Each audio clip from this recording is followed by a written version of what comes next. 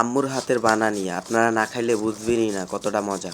Hello guys, আসসালামু আলাইকুম। আপনারা সবাই কেমন আছেন?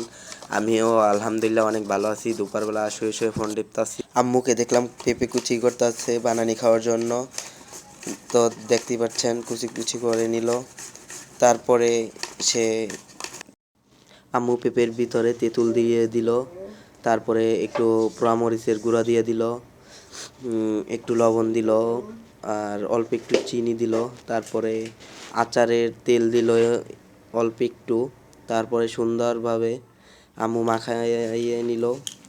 আর জানিনি তো যে বানানি না চটকাইলে ভালো লাগে না, তো আম্মু ভালো সুন্দরভাবে চটকাইয়ে নিতেছে। দেখে দেখতেছেন গাইস কত সুন্দর কালারটা আইছে,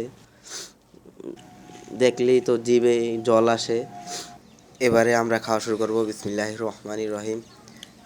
অনেক মজা হয়েছে আম্মুর হাতের বানানি, আপনারা না খাইলে বুঝবেন না কতটা মজা। তাছাড়া আম্মুর হাতের বানানি তো অনেক মজা। আজকের মতো বিদায় নিলাম, আল্লাহ হাফিজ।